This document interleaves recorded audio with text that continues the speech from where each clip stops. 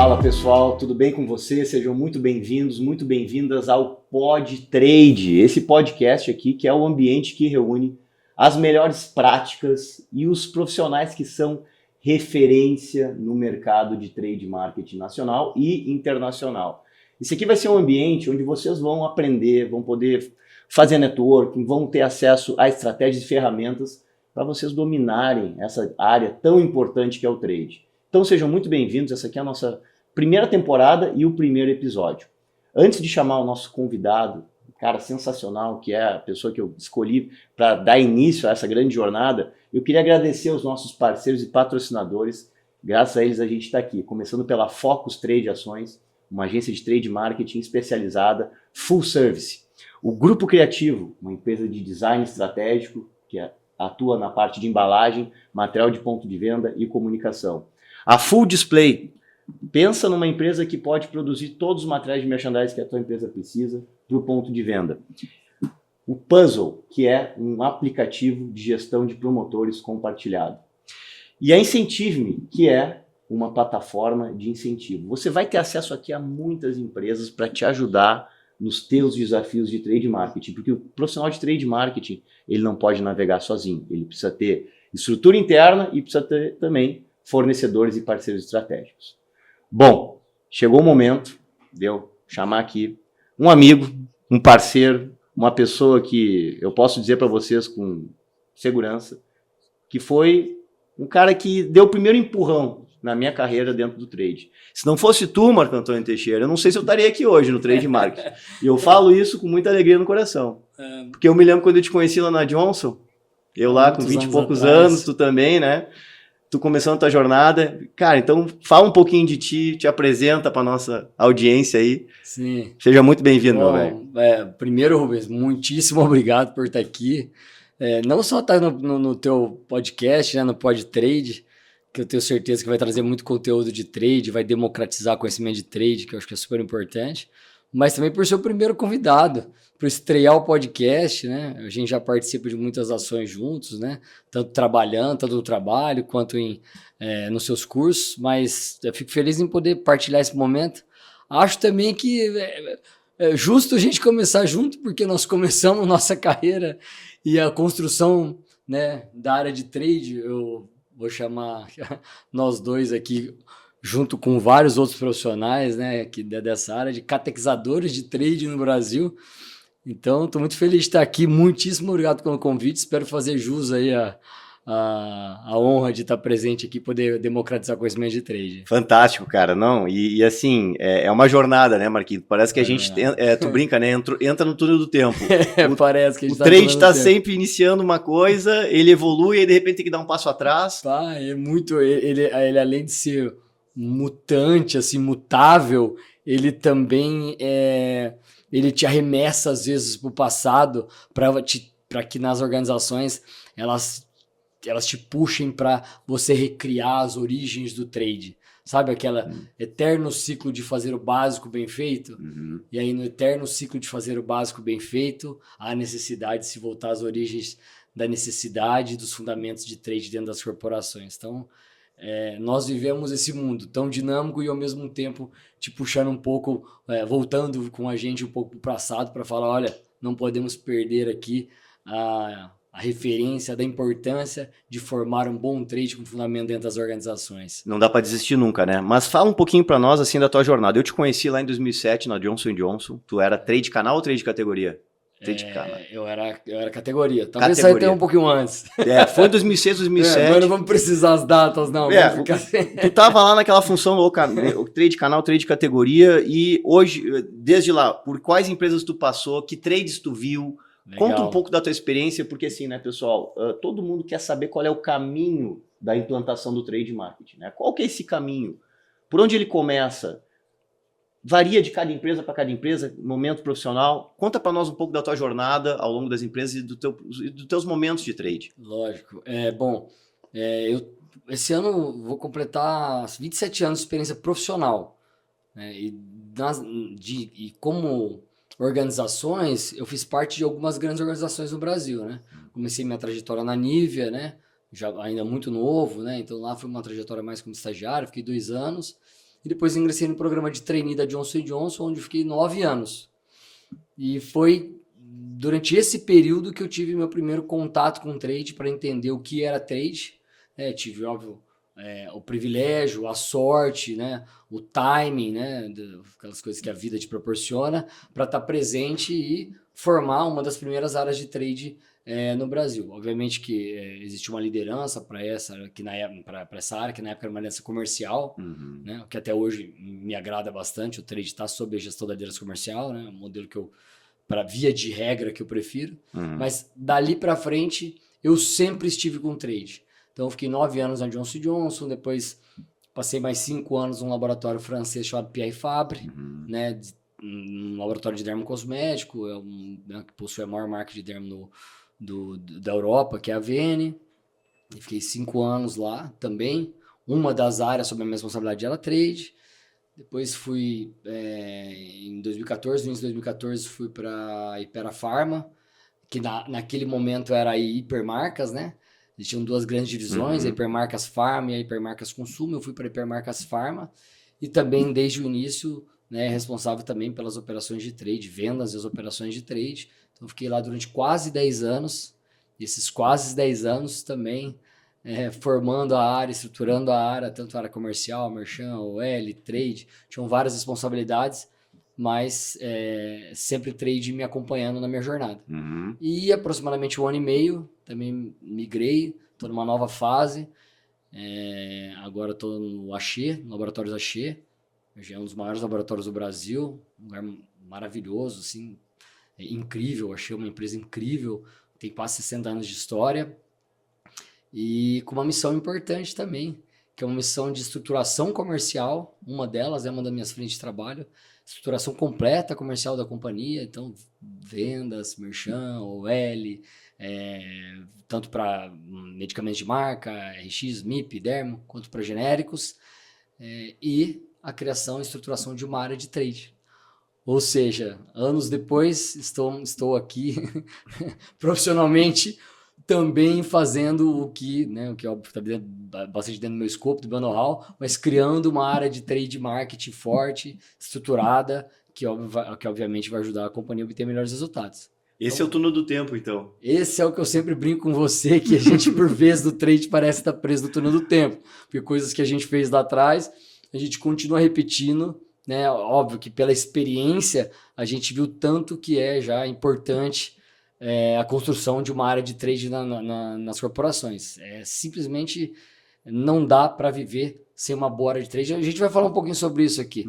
Mas, além disso, obviamente, eu tenho outras responsabilidades também. Estrutura de marketing, de MIPs e dermocosméticos, e também a área de excelência comercial, que é bastante ligada não só a trade, mas a todas as áreas comerciais dentro da companhia. A equipe de propaganda médica, que é de responsabilidade do meu pai, que é também um cara excelente que está lá no Axê, e então, inteligência de mercado, produtividade, inteligência de dados, pricing, RM. Depois acho que é legal a gente falar um pouquinho sobre a relação de RM hoje com o trade, né? Que tem sido uma relação às vezes um pouco conturbada. Fala o que é RM pro pessoal aí.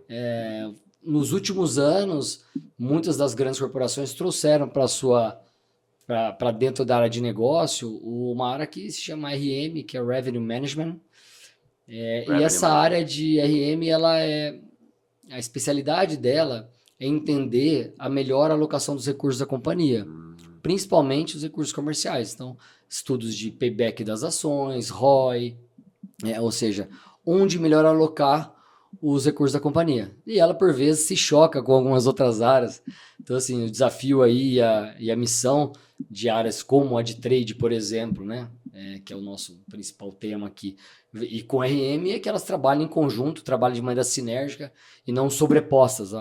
É melhor o caminho de investimento por aqui do que por aqui.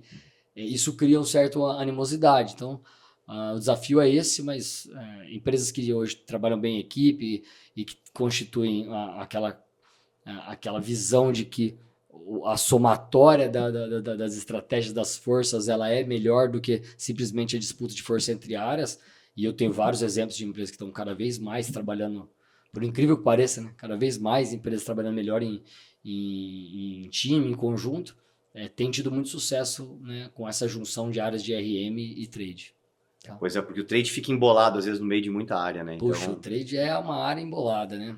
Eu costumo dizer que se você não está preparado para ser responsabilizado, não culpado, né, mas responsabilizado e receber pressão, você não pode ser um profissional que queira ficar em trade. não pode ser o profissional que vai ficar em trade. Se o trade não está preparado para lidar com pressão, é melhor procurar outra área dentro da empresa, porque realmente trade está ligado a muitas áreas e é muito cobrado. Às vezes até por atividades que não são diretamente responsabilidade dele, mas ele se envolve e ele precisa estar envolvido, porque para o resultado do sellout acontecer, essas engrenagens têm que funcionar, e o trade acaba sendo o óleo ali, o azeite, né, que faz a coisa acontecer. Nessa última reunião que nós tivemos lá com você, no seu último treinamento, né, nós falamos sobre isso e eu falei sobre isso pro grupo, né? Em um determinado momento da minha carreira, eu quis evitar ou deixar para trás conceitos de trade muito primários, como trade é uma ponte, trade é uma engrenagem, trade é um elo. Por quê? Porque era uma ânsia da gente, né, do time dos catequizadores de trade no Brasil, era uma ânsia de que as empresas, as organizações, as pessoas vissem algo além disso. Mas, no fundo, né, passado o tempo, mais apaziguado essas questões, ela não deixou de ser isso. Ela só vai cada vez agregando mais elementos. Então, nós, profissionais de trade, temos que parar de negar o que ela é no fundamento, uma ponte, um elo e assim por diante, uma engrenagem, né? Mas explicar cada vez mais que ela é isso e muito mais. Então, todas as minhas explicações de trade, eu termino dizendo, putz, todas as vezes que eu falo, olha, o que é trade? É tudo isso, explico, né? Desde os primórdios, mas é tudo isso e muito mais. Cabe em trade, ou faz parte de trade, muito mais atividades, estratégias e táticas que hoje são diferentes, inclusive muito diferentes por tipo de negócio. No mercado farma, você tem um grupo de responsabilidades para o trade, no alimentar é outro, para bebidas é outro. Então, você tem todas as suas nuances de trade. E aí eu entendo que essa é a beleza do trade. O que de fato fica não há uma engrenagem funcionando bem nas relações de planejamento, estratégia de marketing e execução de vendas sem um bom trade. Ponto. Essa tua jornada, Marco, e essas percepções aí que tu está nos trazendo sobre o que é o trade, né? É um debate conceitual e é muito difícil delinear e limitar o trade. Ele ao mesmo tempo que ele é uma área altamente especializada, ele também é uma área de conexão. E depende de muitas áreas, depende de muita interação, e cada empresa tem um nível de maturidade diferente, né? Então, assim, tu que é um cara que já passou por N circunstâncias, diversas situações, a gente olha para uma Johnson, vê o trade hoje, nossa, mas nem sempre foi assim, ele começou de algum lugar, né? Nem sempre foi assim. Então, tu participou de inícios, tu entrou em estruturas onde tu precisou organizar o trade, outras tu começou do zero. Mas se tu pudesse, assim, pela tua experiência, nos trazer os fundamentos que tu considera assim, cara, independente de qualquer business, de qualquer setor, qualquer indústria, seja na farma, seja no alimentar, seja no material de construção civil, o que é esse DNA puro de trade que tu entende que tem que estar presente numa área de trade completa, estratégica? Quais seriam assim, os fundamentos desse trade marketing, pensando num cara que está assistindo esse podcast aqui e quer implantar na empresa dele, que está iniciando ou que já é maduro? O que não pode faltar? O que é o fundamento de uma área de trade? Olha, eu tenho um hábito de sempre entender que as estruturas e as corporações, elas são formadas pelas pessoas. Então, é sempre por onde eu começo, trazendo o conceito do que são as coisas, né? Trazendo o conceito e, obviamente, buscando os melhores ativos como pessoas para estruturar o trabalho de alguma das áreas que eu falo, que estão sob minha responsabilidade. E para mim, uma coisa que é fundamental para trade é você entender bem o profissional que você vai buscar para essa área. Porque ele é um profissional que precisa estar dotado de uma capacidade muito singular no mercado, que é a capacidade de ser um profissional bilíngue. é um profissional ambidestro, não bilíngue no ponto de vista de falar línguas, bom também, mas é um profissional bilíngue, ambidestro. Ele precisa saber como falar, ter conhecimentos de marketing, como se conectar com as estruturas de marketing para entender planejamento estratégico, para entender a formação das marcas, como as marcas pensam sobre pesquisa e assim por diante. Ele precisa entender, né, como o marketing fala, ele precisa falar a língua de marketing. E nós sabemos que é uma língua totalmente diferente. Eu comecei minha carreira na área de marketing, depois fui para trade, depois fui para a área comercial, propaganda médica e assim por diante. Mas é importante que você tenha essa ambidestria.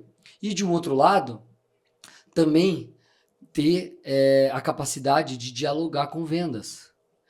E garanto para você, as pessoas que me acompanham no meu trabalho, por exemplo, elas quase que veem dois profissionais, duas pessoas. Uma sou eu dialogando com marketing, estruturando planos junto com marketing, desenvolvendo estratégia, discutindo quais são as melhores alternativas, e outro sou eu discutindo com vendas, né? Tendo compreensão de, né, a minha especialidade maior está dentro do Canal Pharma, de como funciona o Canal Pharma, os canais, os clientes, o associativismo, as médias redes, como funcionam as operações de OL, tendo profundidade em todas as questões comerciais, clientes, atividades ligadas ao Pharma, mas também sendo muito mais diretivo. Então, assim, é quase que essa ambidestria é quase uma dupla personalidade. Então, para mim, um primeiro fundamento é você fazer a formação da sua área de trade com profissionais que possuem essa ambidestria.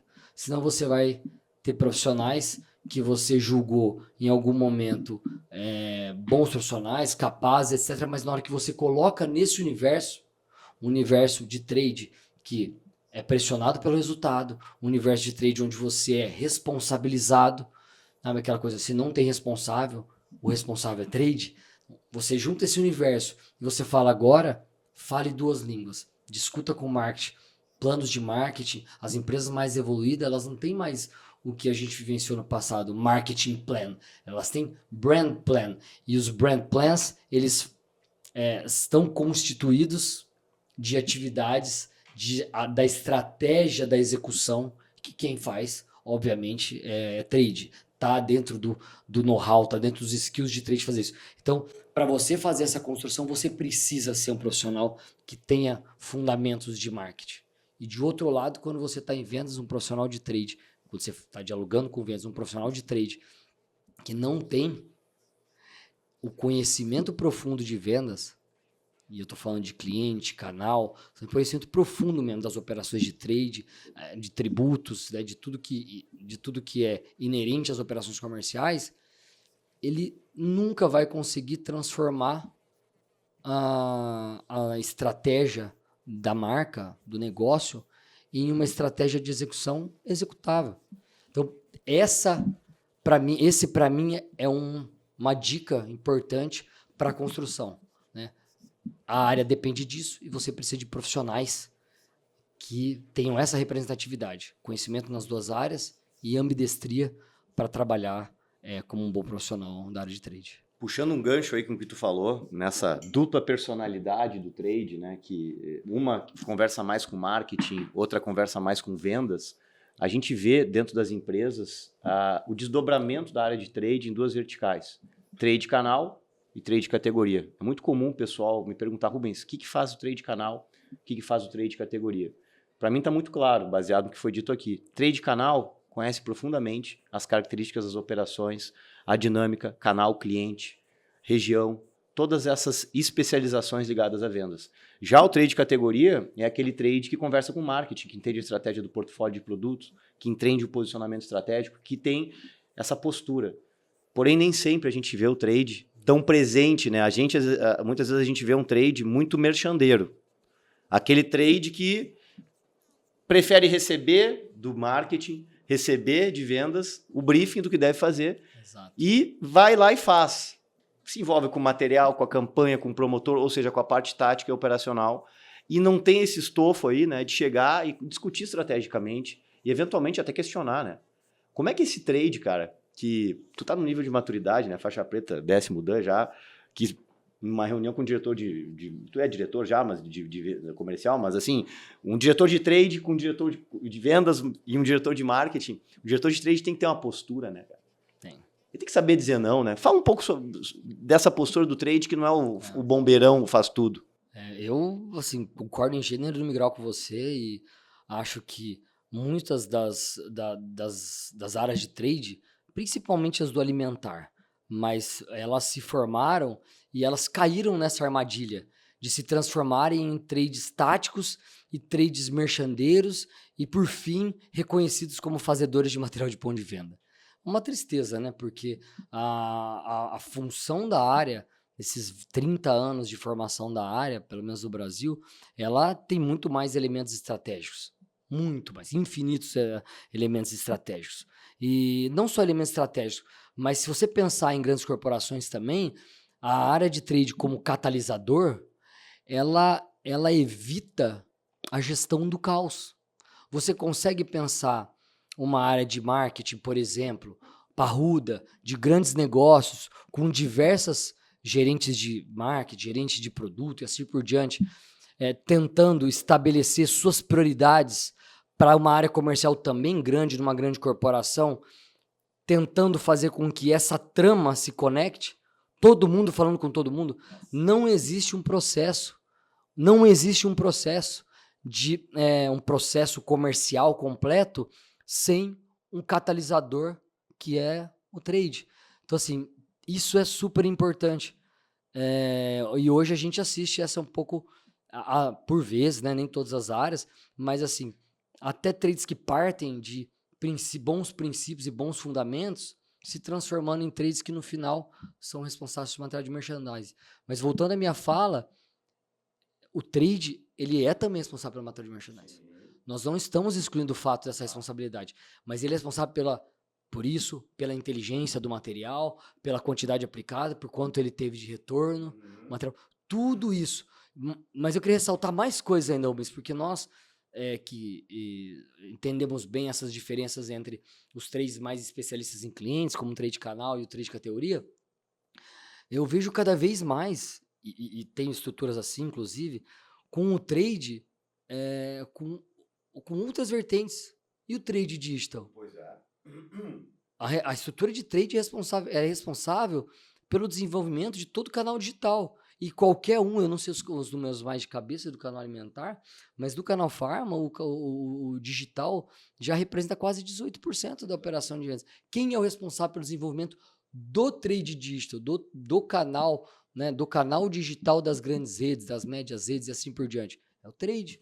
Quem é o responsável por Shopper Retail Insight? Olha o nível de conhecimento que Shopper Retail Insight deve aportar para dentro das operações, e digo para as operações de trade, de marketing e de vendas.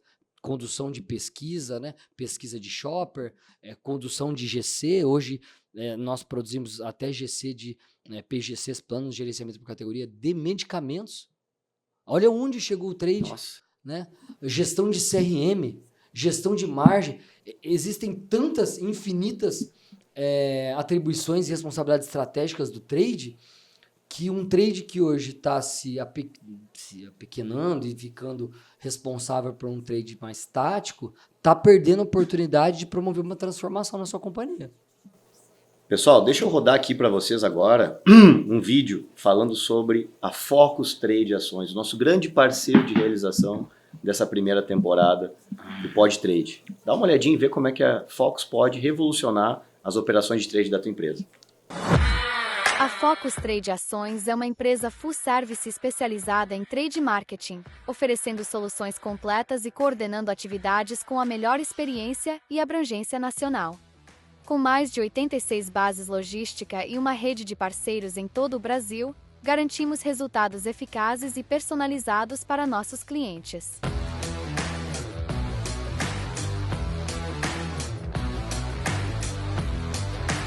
Oferecemos soluções personalizadas, otimizando operações e fortalecendo a presença de marca com ampla cobertura logística e execução eficiente.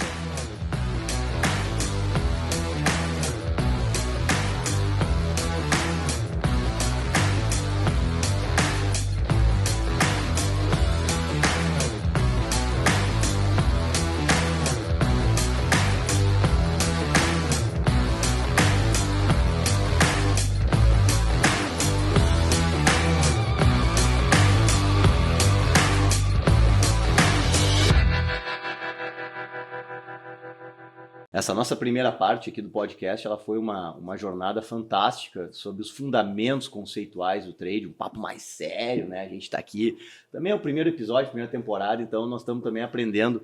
Mas, Marco, o trade não é só isso, né, cara? O trade é uma bagunça, né, cara? É um perrengue atrás do outro. O profissional de trade, ele tá sempre nessa, né? Putz, eu planejei isso, mas aconteceu aquilo e mesmo assim tive que me virar. Tem algum perrengue, alguma situação ou algumas que tu queira, assim, contar pra gente que na tua vida foi marcante, assim, dentro do trade, cara? Eu acho que eu tenho várias, né? De perrengue. Eu acho que a carreira da gente também é formada de erros, né? E óbvio que se eles não são muito graves, né? Dá pra você se divertir com eles depois. Não pode ser muito grave, né? Aí tem perrengues de trade. Eu me lembro muito bem no início das formações de trade na Johnson. Uma história engraçada, né? Eu falando ainda mais daquele período de trade operacional, né? Então eu assumi uma época também, né? Fazendo parte da construção de trade, toda a equipe de merchan, por exemplo. E aí eu, insatisfeito com como ela era, como ela funcionava, e falei, poxa, tô muito satisfeito. Eu queria que ela fosse muito melhor. E aí falei, vou fazer uma pesquisa para entender com o varejo.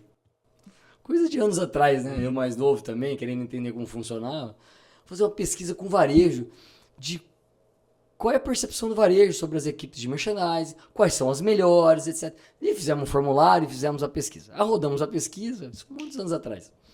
E aí, pasme, a resposta era que, no fim das contas, a equipe de merchandising naquele momento, né, da Johnson, era a melhor equipe de merchandising. E eu falava, não pode ser. Né? A equipe de merchandising da Johnson tinha vindo de um passado muito interessante, muito bom, porque foi daquele passado da formação, os profissionais entravam por ali, tinham suas faculdades pagas, e muitos profissionais que eu tenho contato hoje vieram da formação de uma equipe de merchandising, por incrível que pareça, inclusive diretores comerciais de outras companhias, né? Da Coca-Cola, da Kimberly, muita gente veio de lá. Mas eu estava muito incomodado, já tinha passado essa geração. E naquele momento existia um outro merchan e eu estava completamente satisfeito com o resultado daquele merchandising. E por incrível que pareça, a pesquisa mostrava o contrário. E eu falava, isso não tem alguma coisa errada, tem alguma coisa. Eu falei assim, então vamos rodar essa pesquisa de novo. Só que nós vamos mudar o formato da pesquisa.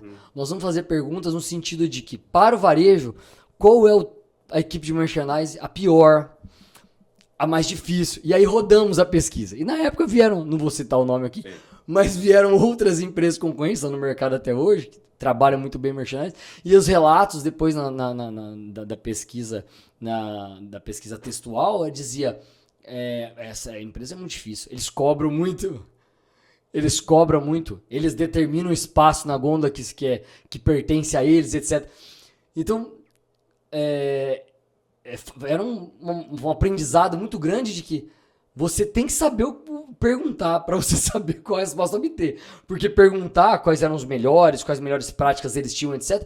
Dependendo pro público que você perguntava, você tinha de volta perguntas que diziam exatamente o oposto do que você queria ouvir. Eu queria saber quem era o mais marvado. Não o trade marvado. Qual era o trade, o merchan marvado. Então, que brigava lá.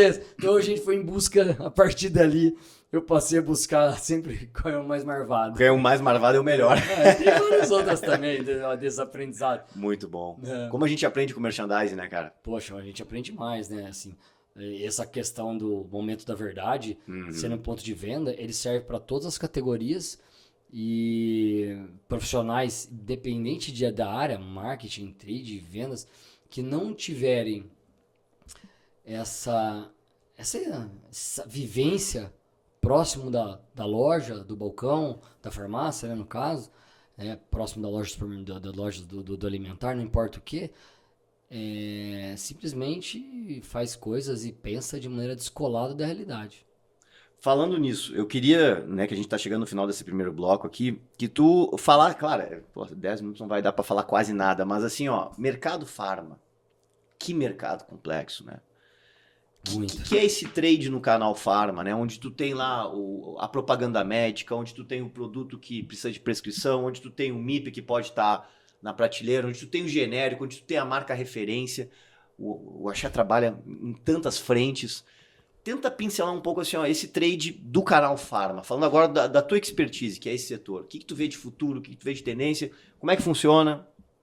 Bom, você acabou de me dar um desafio Em 10 bem minutos. grande. Em 10 minutos fala sobre o canal Farm, o trade do canal Nossa, Farm. que terror.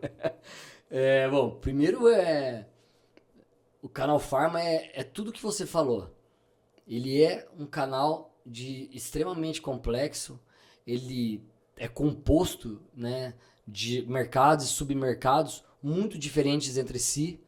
Ele tem especificidades, como qualquer outro canal, mas tem especificidades que o trade precisa saber tratar. Então, a primeira coisa que eu posso dizer sobre o canal Farma é que eu não sou um consultor do canal Farma, eu tenho experiência de trabalho no canal Farma. Não sou um consultor também de trade, eu tenho experiência de trabalho construindo equipes de trade. E por isso, como não sou um consultor, não gosto de fazer previsões sobre o futuro. E tendo a dizer que todo mundo que no passado do canal Farma fez previsões estava errado. Nossa. Não, eu tô há muitos anos nesse Me fala negócio. uma que não se concretizou, a mais radical que tu viu. A mais radical? A mais radical que não se concretizou. As grandes redes irão dominar o mercado e vai acabar todo. Vai acabar o pequeno varejo, associativismo, farmácia independente. Farmácia independente, vai acabar. E só aumenta. Ela só aumenta. Tem um formato de aumentar, que eu vou falar um pouquinho aqui, que elas aumentam no sentido de se agrupar em torno de associativismo. Isso. Mas elas aumentam sim. O grande varejo cresceu muito, de fato, né? A Abrafarma, né? Ela cresceu muito, principalmente com destaque para os maiores, né?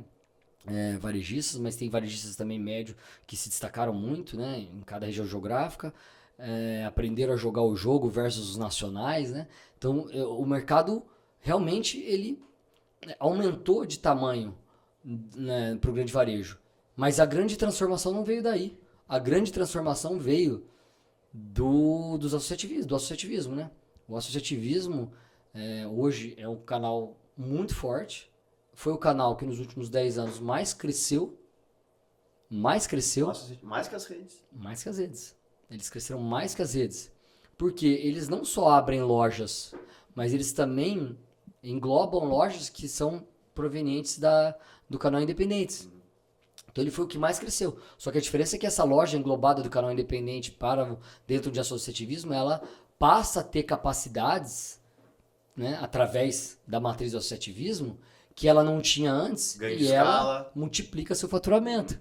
Então assim, né, eu gosto bastante da relação que eu tenho com o Edson Tamassia, que é um papa, né, do associativismo no Brasil. E ele hoje ele critica muito os associativismos e combate no dele os associativos que se agrupam em torno somente do desconto, da escala. Sim. Não é esse, porque o futuro do jogo precisa ser desenhado e precisa ser desenhado não só a partir ao entorno de preço. Ele precisa ser desenhado a partir da qualidade do atendimento, a partir da qualidade da loja, a partir dos serviços prestados dentro da loja, que cada vez são maiores, a farmácia vem se transformando num hub de negócio. Então tudo isso vem mudando. Então essa era uma verdade. Outras verdades também são de clientes que a gente no passado disse, olha, esses clientes vão ser grandes clientes, vão dominar. A Brasil Farma veio através do BTG e simplesmente hoje ela não existe mais. Então assim, sabe, essas previsões muito fatídicas de consultores no passado, a maior parte delas não se realizou. A gente tem que ficar muito atento. O canal Farma ele é um canal que hoje tem, como eu falei, tem suas peculiaridades e a gente precisa acompanhando de perto, no curto espaço de tempo, as transformações. E existem coisas de fato, fatos sobre o canal, como por exemplo a consolidação da Raia Drogasil como a maior rede de farmácia. Essa é uma realidade brasileira, são mais de 3.500 lojas, são extremamente competentes. Pague Menos também se formando cada vez mais forte, presente em todos os estados do Brasil, Drogaria São Paulo, Panvel, Venâncio, Drogal, Indiana, cada um muito forte na sua região geográfica. Eles são muito fortes de fato, mas o mercado não vai se formar dessa maneira, só para um lado ou só para o outro. O mercado vai continuar possuindo esse equilíbrio entre canais. E o que mais me chamou a atenção nessa última fase é que a somatória da Febrafar e da Farmarcas, que é o maior associativismo do Brasil hoje, comanda, né, o Edson comanda mais de 17 mil lojas na gestão de todas as redes, associativismos que fazem parte da federação, da Febrafar, no curto espaço de tempo vai ser maior do que as farmácias independentes. Nossa Senhora. Então é uma potência. Tá? Então assim, tem, como eu te falei, tem muitas nuances, é um canal hoje estratégico, há uma disputa atual, né, de quem pode vender, do canal alimentar querendo vender medicamentos isentos de prescrição, porque é muito atrativo, né, a venda de medicamentos isentos de prescrição. Então há uma disputa nesse canal, né, entre esses dois canais. A disputa está mais ligada à oportunidade de venda do MIP dentro do alimentar, porque algumas redes de farmácia já fazem muita venda de alimentos, de produtos que estão no canal alimentar dentro das lojas. Então há esse diálogo, né? Não sei, né? Também não quero colocar minha opinião pessoal sobre isso para o futuro dos medicamentos, mas não sei qual vai ser ainda o futuro dessa decisão. As fronteiras, né? Quais serão as fronteiras. O que eu acho que elas precisam ser sempre discutidas sob a luz da responsabilidade, da condução do tratamento. À medida que você tem medicamentos, independente de ser vendido em redes de em farmácias ou local alimentar, há necessidade de uma venda assistida por um farmacêutico. Então, isso acho que isso é o importante, mais importante do que de fato por onde a venda vai acontecer. Muito bom. A gente não podia deixar de falar aqui no Pod Trade, na polêmica do trade. Porra, trade é uma área que pega cada curva de rio. Marco Antônio Teixeira, obviamente sem dar nome aos bois, né, cara? Porque a gente não pode se comprometer aqui. Não. Mas me diz, cara, vai lá, alguma situação, cara, que tu assim, cara, isso não pode estar acontecendo aqui. Vai lá, polêmica do trade.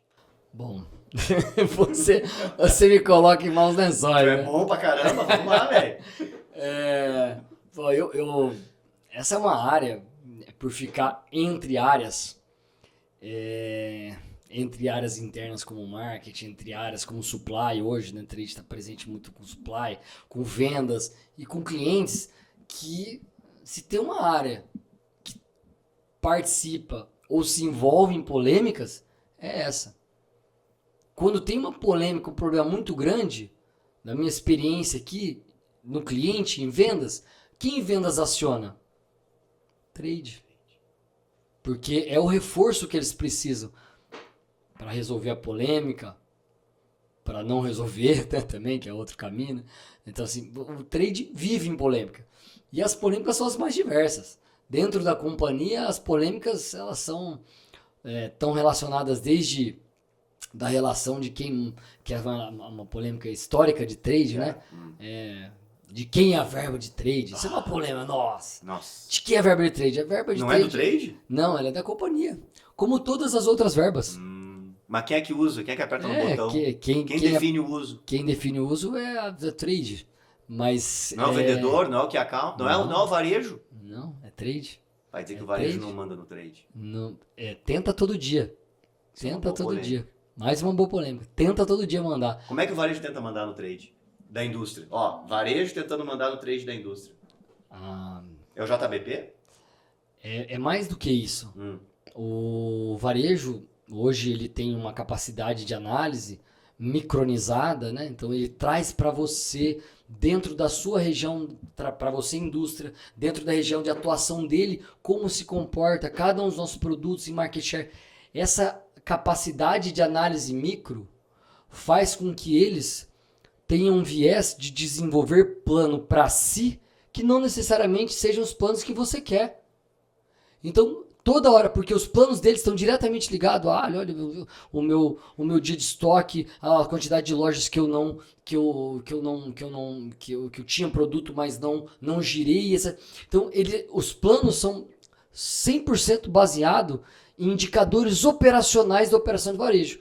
O que eu entendo, porque o varejo tem margens menores e o varejo que não opera bem, ele tem prejuízo, ou seja, ele não tem futuro. Então, eles têm esse tipo de gestão, só que não necessariamente esse tipo de plano que eles geram, tentando nos convencer, ou às vezes mais do que convencer, tentando nos impor, são os planos que estão diretamente ligados à estratégia de crescimento da nossa companhia. Então há, de fato, várias vezes vou chamar de uma colisão de necessidades. Então isso talvez eu arrisco a dizer que corriqueiro. A cada encontro de trade ou vendas com o varejista, ele tem a sua análise micronizada, quer algo que está completamente diferente do que você está desenhando como atividade estratégica. Obviamente, varejistas vão me escutar aqui. Os varejos estão errados? Não. Os varejos não precisam ser atendidos das sociedades? Não. A gente está aqui para atender a necessidade de varejo. É somente trade. A polêmica é como o trade encontra esse equilíbrio. Não dá para você dizer, não me importo com seus indicadores operacionais. Não, eu me importo com seus indicadores operacionais. Mas eles não podem ser 100% soberanos à estratégia de desenvolvimento das marcas. Então, tudo isso acontece. Mas queria estender outra polêmica, uma melhor, que eu trago faz tempo comigo. E já em vários fóruns, inclusive fóruns da Abrafarma, que eu participo, etc., eu sempre trago, toda vez que se discute colaboração entre varejo e indústria, eu questiono qual é o nosso nível de colaboração até hoje. Qual é o nosso nível? Por vezes, eu participo de fóruns onde a gente está discutindo colaboração, mas a gente ainda não tem, com aquele cliente, por exemplo, que está falando, nem o sellout e DDE num sistema que eles nos entreguem, que a gente possa plugar uma API neles e eu ter a capacidade de análise de tudo que está acontecendo. Nem o compartilhamento de informações. Vários têm. Estou dizendo que alguns não têm. Muitos não têm um sistema de informação, mas assim, de compartilhamento completo. Como a gente está discutindo sistemas avançados de colaboração, se a maior parte do varejo ainda... Se o básico não está feito. Não está feito. Então assim, eu sempre coloco essa questão, ela é uma polêmica, porque pelo menos alguém se ofende, outro diz não, mas para mim, a gente tem que começar, como sempre, a fazer o básico, que é o mínimo, que é 100% do compartilhamento de informações, corresponsabilidade nos indicadores. Então, isso é o básico da responsabilidade, da responsabilidade e dessa relação que hoje tanto se fala entre indústria e varejo, né, que é como fazemos gestão colaborativa. E o trade é peça fundamental, porque gestão colaborativa ela não é a visão que a gente chamava antigamente de visão borboleta sobre as relações, né, que é só 2 pontos de contato, comprador-vendedor. Ela é a visão diamante. E na visão diamante, onde vários pontos de contato entre cliente e fornecedor, muitos deles são liderados por trade. Fantástico. Agora eu vou puxar esse cara aqui para um momento que é exclusivo para os assinantes da Academia Rubens Santana. Então, para você que está nos assistindo aqui nos nossos canais abertos, quem quiser saber mais sobre a Academia, a gente vai deixar os links aqui. É a maior plataforma de desenvolvimento de trade marketing do mercado. Eu vou puxar o Marco Antônio agora para o nosso momento aqui, só para membros da Academia, onde ele vai dar dicas de desenvolvimento de carreira de trade. Pessoal, não esqueçam de se inscrever no canal aqui do YouTube, no Spotify também, que a gente vai ter lá o nosso podcast na versão de áudio. Curtir o conteúdo, comentar, interagir, sugerir temas, tá bom? E também sigam as redes sociais do Rubens Santana aqui para que vocês tenham acesso ao conteúdo de trade marketing mais profundo do mercado e com isso vocês se desenvolvam dentro dessa jornada profissional.